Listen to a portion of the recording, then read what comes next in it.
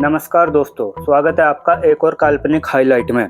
आज कोलकाता के ऐतिहासिक, गौरवशाली और विश्व प्रसिद्ध ईडन गार्डन के मैदान पे आज क्रिकेट के जुनून का एक ऐसा भूतपूर्व सैलाब उमड़ पड़ा जिसकी गूंज आने वाली कई सदियों तक क्रिकेट गलियारों में सुनाई देगी।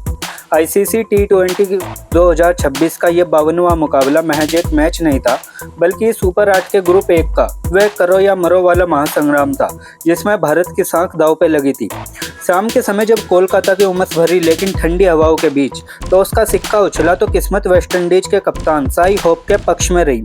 उन्होंने पिच की नमी और दूसरी पारी में पड़ने वाली संभावित टॉस को ध्यान में रखते हुए एक चतुर रणनीतिक फैसला लिया और भारत को पहले बल्लेबाजी के लिए आमंत्रित किया। ईडन गार्डन की सपाट और चमकदार पिच रनों के किसी भव्य और आलीशान महल की नींव रखने के लिए पूरी तरीके से सज धज कर तैयार थी।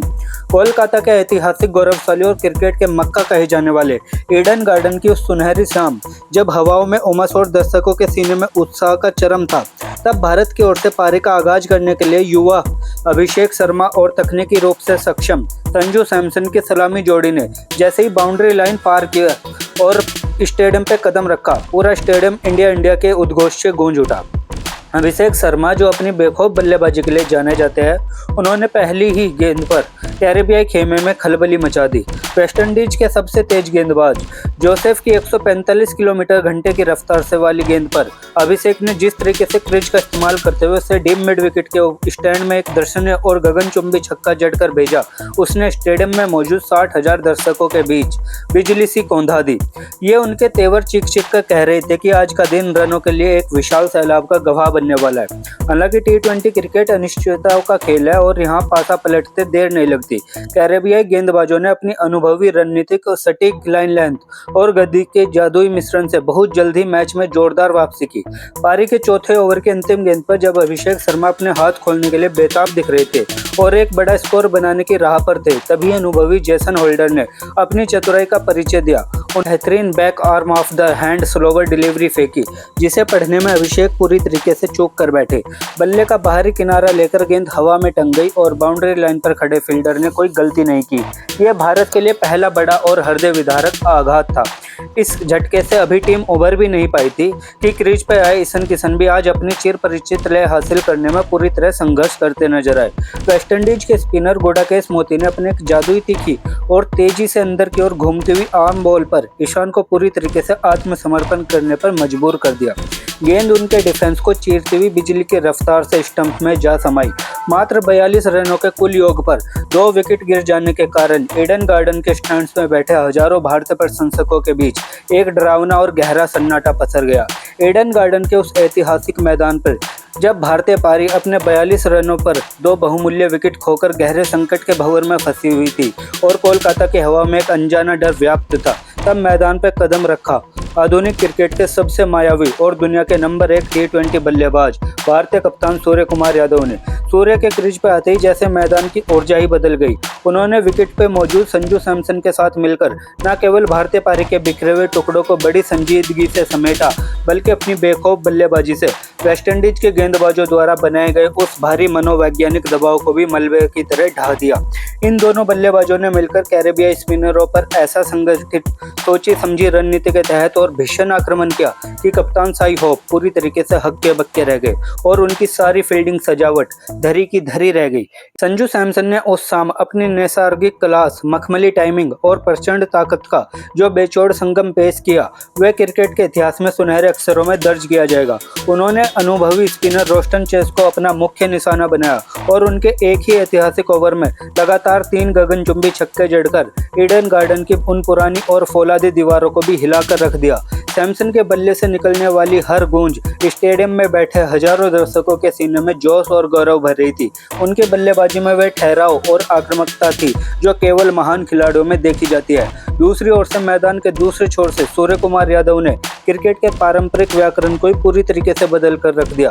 उन्होंने मैदान के चारों ओर उन अविश्वसनीय 360 डिग्री शॉट्स की एक अद्भुत, जादुई और रोमांचक प्रदर्शनी लगा दी जिसकी कल्पना करना भी किसी सामान्य बल्लेबाज के लिए असंभव है। उनके सिग्नेचर सुपला शॉट्स, कलाइयों के उस महीन जादुई उपयोग और विकेट के पीछे खेले गए हैरतअंगेज लैप शॉट्स ने वेस्टइंडीज के विश्व स्तरीय फील्डरों को मैदान के चारों ओर केवल मूक दर्शक बनकर भागने और गेंद को बार बार सीमा रेखा से बाहर से उठाकर लाने पर मजबूर कर दिया। सूर्या का बल्ला उस शाम एक ऐसी छड़ी की तरह था जो जिधर घूमती उधर ही रन बरसते। इन दोनों ही दिग्गजों ने विपरीत और अत्यंत दबावपूर्ण परिस्थितियों में जिस संयम, धैर्य और आक्रामकता का संतुलन दिखाया, उसका सुखद परिणाम 102 रनों के एक विराट रिकॉर्ड तोड़ और मैच का पासा पूरी तरीके से पलट देने वाली साझेदारी के रूप में सामने आया। इस साझेदारी ने न केवल भारत को संकट के काले बादलों से सुरक्षित बाहर निकाला, बल्कि टीम इंडिया को एक ऐसे ऊंचे शिखर पर पहुंचा दिया जहां से एक विशाल स्कोर अब केवल एक कल्पना नहीं बल्कि एक हकीकत नजर आने लगा। ईडन का ये पवित्र मैदान आज इन दो महान बल्लेबाजों के शौर्य, अदम्य साहस और उनके अटूट जज्बे का मुख्य गवाह बन गया, जिन्होंने कैरेबियाई गेंदबाजों की धज्जियां उड़ाकर भारतीय तिरंगे को कोलकाता के नीले आसमान में गर्व से लहराने का एक सुनहरा मौका प्रदान किया।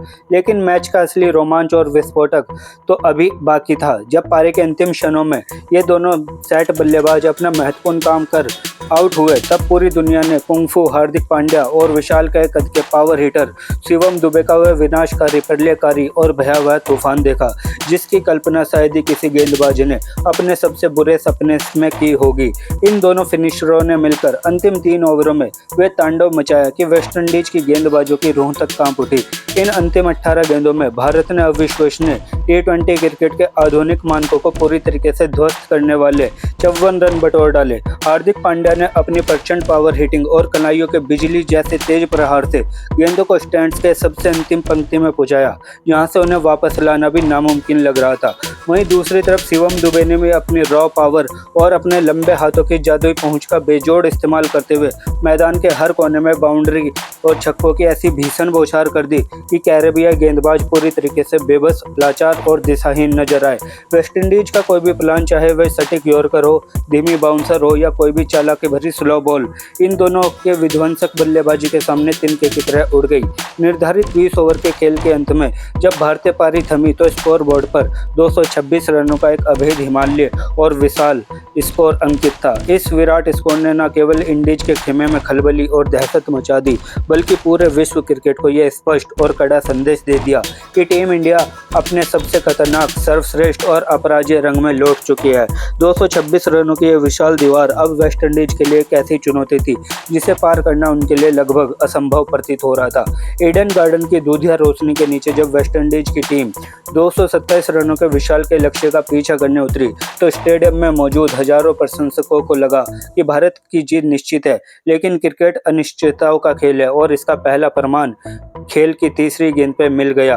भारत के प्रमुख गेंदबाज जसप्रीत बुमराह ने अपनी चिर परिचित मार क्षमता का प्रदर्शन करते हुए एक ऐसी सटीक और घातक इन स्विंगर डाली कि ब्रेंडन किंग के पास उसका कोई जवाब नहीं था। गेंद बिजली की गति से अंदर आई और उनके पैड से जा टकराई। अंपायर की उंगली उठी और वेस्टइंडीज का पहला विकेट मात्र 4 रन के योग पर गिर गया। यह शुरुआत किसी डरावने सपने जैसी थी, लेकिन कैरेबियाई शेरों का कम आंकना भारत की सबसे बड़ी भूल साबित होने वाली थी।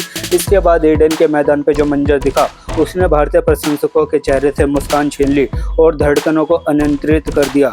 कप्तान शाई होप और विस्फोटक सिमरन हेटमायर ने मिलकर भारतीय गेंदबाजों पर एक ऐसा सुनियोजित और प्रचंड जवाबी कार्रवाई शुरू की जिसकी कल्पना कप्तान सूर्य कुमार यादव ने भी नहीं की थी। इन दोनों ने मैदान के हर कोने में चौके और छक्कों की ऐसी झड़ी लगाई कि अगले 12 ओवर तक भारतीय गेंदबाज केवल गेंद को बाउंड्री से वापस लाने का काम करते रह गए। अर्शदीप की स्विंग और बुमराह की रफ्तार सब कुछ इन दोनों के सामने बोना साबित हो रही थी। वेस्टइंडीज ने बिना कोई विकेट और गंवाए स्कोर बोर्ड पर 110 रन टांग दिए।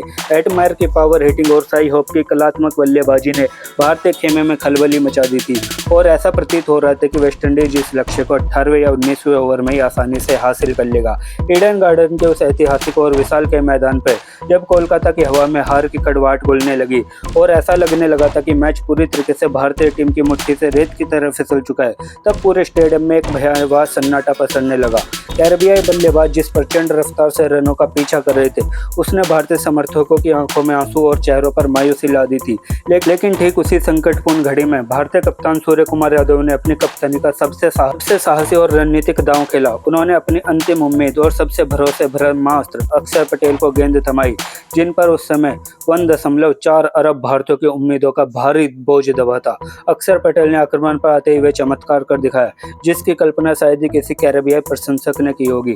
अपनी जादुई स्पेल की पहली गेंद पर उन्होंने अर्धशतक की ओर मजबूती से बढ़ रहे और भारतीय गेंदबाजों के लिए सिरदर्द बन चुके शाई होप को एक ऐसी तिलिस्मी कैरम बॉल पर क्लीन बोल्ड कर दिया कि स्टंप हवा में किसी खिलौने की तरह कलाबाजी खाने लगे। होप के आउट होते ही ईडन गार्डन का सन्नाटा एक जोरदार गर्जना में बदल गया। यह केवल एक विकेट नहीं था, बल्कि वह क्षण था जिसने पूरे मैच का रुख और मनोवैज्ञानिक संतुलन भारत के पक्ष में मोड़ दिया। लेकिन अक्षर का कहर अभी थमा नहीं था।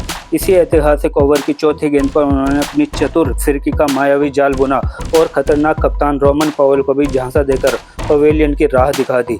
अचानक जो मैच एक तरफा लग रहा था, उसने भारत की उम्मीदें किसी जलते हुए चिराग की तरह फिर से जगमगा उठी। मिस्ट्री स्पिनर वरुण चक्रवर्ती ने भी अक्षर के बनाए दबाव का पूरा फायदा उठाया और अपनी रहस्यमयी गेंदों से 2 और महत्वपूर्ण विकेट चटकाकर इंडीज के मध्य क्रम की रीढ़ की हड्डी को पूरी तरीके से चकनाचूर कर दिया। मैच का रोमांच अपनी चरम पराकाष्ठा पर तब पहुंचा जब अंतिम 6 गेंदों में इंडीज को जीत के लिए 18 रनों की कठिन और चुनौतीपूर्ण दरकार थी। पूरा ईडन गार्डन अपनी सीटों से खड़ा था। लोग सांसें रोककर मूक दर्शक बने हुए थे और गेंद भारत के यॉर्कर किंग अर्शदीप सिंह के फौलादी हाथों में थी। क्रीज पर रोमारियो सेफर्ड और जेसन होल्डर दुनिया के सबसे खूंखार हिटर मौजूद थे, जो एक गेंद पर मैच पलटने की क्षमता रखते थे। अर्शदीप ने अपनी फौलादी नसों और अदम्य साहस का परिचय देते हुए पहली 5 गेंदों पर सटीक यॉर्कर, तीखी बाउंसर और चालाकी भरी धीमी गेंदें स्लोअर वंश का ऐसा अद्भुत मिश्रण पेश किया कि दुनिया के सबसे बड़े हिटर भी एक रन के लिए तरस गए। हर गेंद के साथ भारतीय खेमे का आत्मविश्वास बढ़ता गया और वेस्टइंडीज की घबराहट साफ देखने लगी। अंतिम गेंद पर समीकरण किसी रोमांचक थ्रिलर फिल्म की तरह बन चुका था। वेस्टइंडीज को जीत के लिए 4 रनों की जरूरत थी और अर्शदीप को केवल एक सटीक गेंद डालनी थी। अर्शदीप ने अपनी पूरी एकाग्रता बटोरी, ऑफ स्टंप के बाहर एक ऐसी वाइड यॉर्कर डाली जिस पर बल्लेबाज ने अपनी पूरी शारीरिक शक्ति लगाकर बल्ला तो घुमाया, लेकिन गेंद और बल्ले का वे संपर्क नहीं हो सका, जो कि उनके लिए जरूरी था। गेंद बाउंड्री तक नहीं पहुंच पाई और बल्लेबाज केवल एक ही रन ले सके। ईडन गार्डन का यह महान मैदान उस क्षण एक मूक गवाह बना जब इंडीज की पूरी टीम 224 रनों के स्कोर पर सिमट गई और इतने रोंगटे खड़े कर देने वाले, सांसें रोक देने वाले महामुकाबले में मात्र 2 रनों के मामूली लेकिन अत्यंत ऐतिहासिक अंतर से महाविजय दर्ज की। इस विराट और अविश्वसनीय जीत के साथ ही साथ भारत ने न केवल इंडीज के उस कैरेबियाई अहंकार को मिट्टी में मिला दिया, बल्कि आईसीसी T20 विश्व कप 2026 के सेमीफाइनल के लिए गौरवपूर्ण और आधिकारिक तरीके से क्वालिफाई कर लिया। क्रिकेट के इतिहास में यह मुकाबला न केवल भारत की बल्लेबाजी की गहराई और सूर्य कुमार यादव की कप्तानी के मिसाल के रूप में याद रखा जाएगा, बल्कि यह भारतीय गेंदबाजों के उस फौलादी जज्बे और विशेषकर अक्षर पटेल के उस चमत्कारिक स्पेल के लिए भी अमर हो जाएगा, जिसने हार की कगार पर खड़ी टीम इंडिया को संजीवनी प्रदान की और पूरे देश को विश्व कप के ताज के एक कदम और करीब पहुंचा दिया। कोलकाता की मिट्टी आज भारतीय शौर्य का गवाह बनी और टीम इंडिया पूरी दुनिया को ये स्पष्ट संदेश दे चुकी थी कि उन्हें हराना अब नामुमकिन है। तो दोस्तों, आपको क्या लगता है कि क्या भारत लगातार दूसरी बार T20 वर्ल्ड कप जीतकर सबसे ज़्यादा बार यानी 3 बार वर्ल्ड कप की ट्रॉफी उठाने वाला देश बन पाएगा? अपनी कीमती राय हमें कमेंट बॉक्स में ज़रूर बताएं और अगर आपको ये वीडियो पसंद आए तो इस वीडियो को लाइक करें, शेयर करें और हमारे चैनल को सब्सक्राइब करना ना भूलें। जय हिंद, जय भारत।